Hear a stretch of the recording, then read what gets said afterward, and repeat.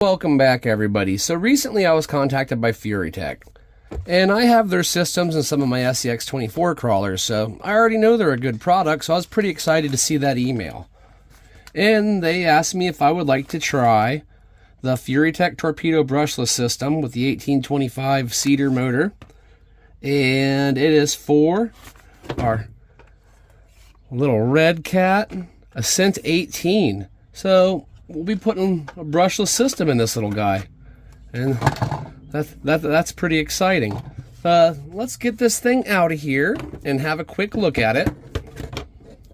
Get her chopped open, and I believe we should be able to use all of our electronics from the Redcat if I am correct. If I'm not correct, we'll find out very shortly. Little motor, a little ESC, and our paperwork, which we'll have to study that pretty good before we get moving any further. In the install, at least, we can take the parts out and have a look at them.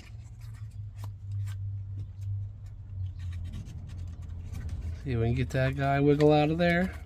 There we go. It already has the pinion pre-installed. That is a really nice looking little, is that an, yeah, I thought we might be dealing with an outrunner, but it looks like we might have a little inrunner here. Pretty cool. Nice. That's a pretty good looking little motor. And, oh, what we got here? We got the saran wrap across it.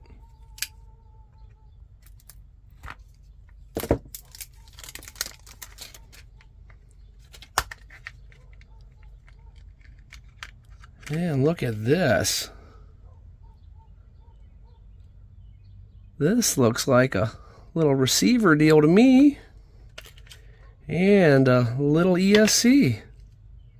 And that is an aluminum case. That is super nice. Python Pro. And it also gives us our appropriate wiring. So I'm going to go through, study these instructions, and then we'll go back and install it, hook everything up, and hopefully I'll do a decent job of explaining this so you can do yours. We are back, and I have brightened this up just a little bit so you can see what's going on. The instructions are super clear and easy to follow. So they have your connection pins and all of your wiring, and it is all labeled with the matching numbers. So all you have to do is put those in the corresponding spots. Show you how we have it here. You can see where every cable goes. And then I've got the receiver stretched up all the way here just because I want to test everything outside of the vehicle first. So you will want to plug your new ESC into channel 2, and then you will want to plug your steering servo in channel 1. Easy way to remember that. 1 to turn, 2 to burn. And when you do this, you can't really see on the camera, but on the side here, it will tell you where your positive and negatives are. So you want to put your negative line to the outside, and your channels are just 1, 2, 3, and 4 down the line, and they are clearly marked. It's just kind of hard to see because it's black on black. So it seems like it's going to be a very easy binding sequence. Open up your radio, and you'll want to turn your radio on, but you want to make sure you have your bind button held in. With your bind button held in, turn it on. You've entered bind mode. Turn on your Furitek.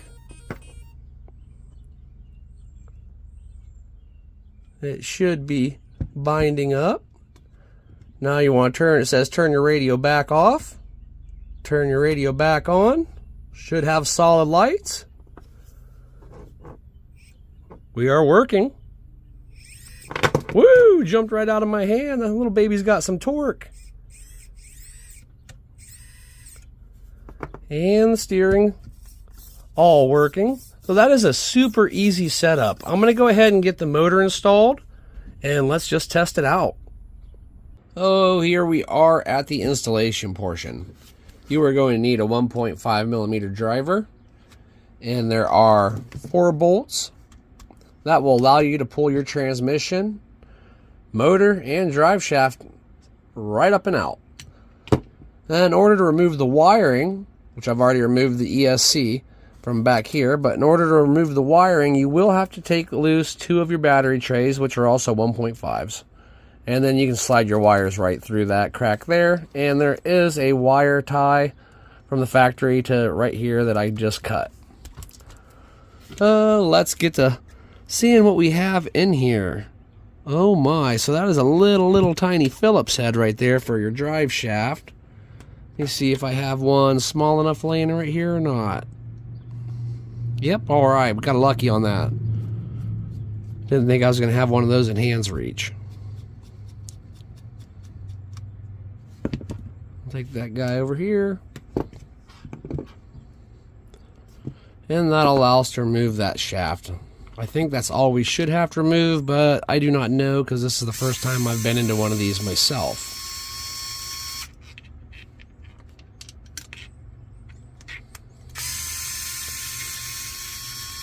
These are just 4 1.5s.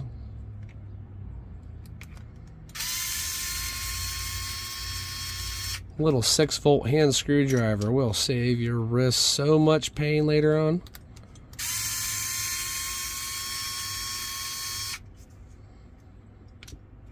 Now let's pop this cover off and see what Redcat's got going on in here. Oh my.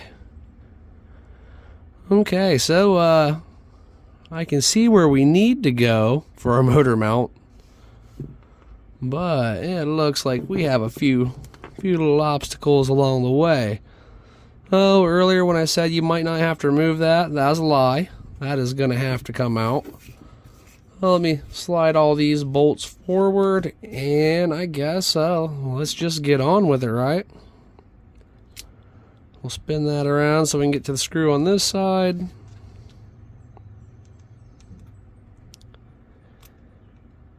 Yeah, I was hoping there was enough clearance we weren't going to have to do that, but it's as soon as I saw the transmission style, I instantly thought of the TRX-4M, and it's the same way.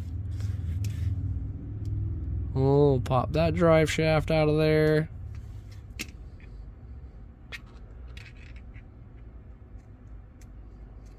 And a neat little trick.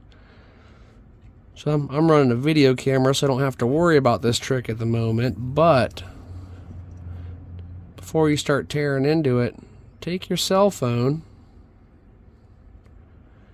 and take yourself a picture of the inside of this gearbox, and that way you'll know how everything goes back together in case you forget.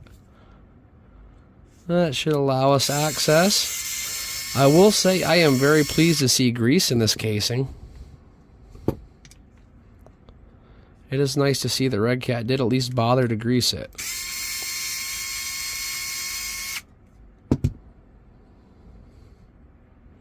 There you go, you should slide right out. I'm going to go ahead and disconnect the motor from our little Furitek ESC. And I'm going to put that right here and try to see which. You got 2 patterns, a small, a wider, one side's wider than the other. So you're going to go with the wide pattern, I do believe. Yes, that looks like that's going to line up. Let me get one of our motor bolts through here. It's always tricky getting that light just right to where you can see in there. I think I'm close. Maybe not as close as I thought. There we go.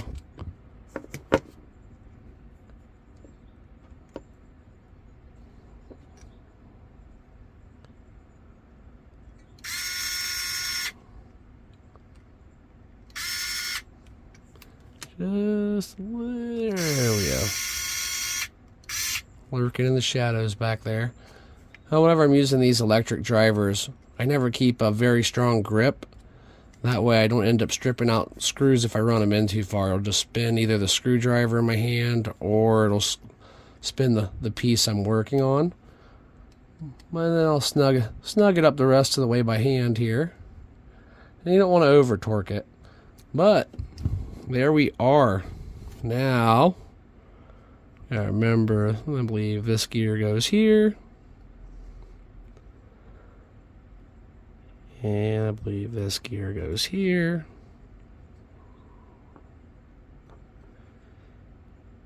And this output there. Maybe. Yeah. And then when we slide our case back on, hopefully.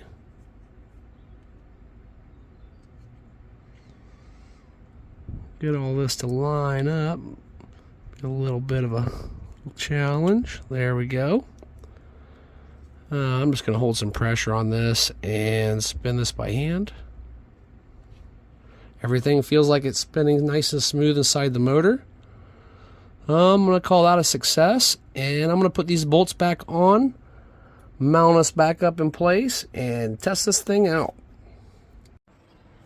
Everything is together. I have opted to move my electronics from here down to the side steps because why not take the weight down a little bit lower. And I just make sure you tie everything up so you don't have any of your wires get caught in any of your drivetrain or moving pieces. And I'm pretty happy with how that all came together. And since we've came this far, we might as well calibrate it, right? Now, if I am doing this properly, to start our ESC off into calibration programming, you must hold in your throttle, turn it on. There's our neutral position. Neutral. Full throttle. And there we go.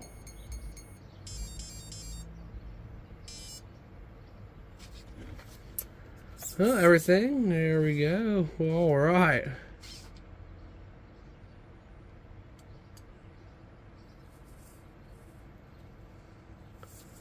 That wasn't too bad of an installation process at all, really. I will say this thing, I think it has a little bit of punch to it. Now you have to exercise some throttle control, but as you can see, it will really modulate super slowly. See how slow we can get it to go. About right there. Yeah. That is crazy. Now let's pick it up and see what we have on the speed side. That's probably a good place. So not horrible. I'll put my hand here. Oh yeah, you can get a little bit crazy on that. So it looks like you have a good mix of speed and low end on this, which is what I like to call a fun setup. Sometimes I like to crawl really slow, but if I come up to a nice tree root or something, I might want to jump it. And there is our installation, our basic programming, and our calibration, a little bit of testing. I think we're going to call it a day, guys, because I know this is probably carrying on. In the next video, I will go ahead and take this out to my crawler course, and we'll give it a full crawling test and see how this ESC and receiver combo with brushless motor works for us.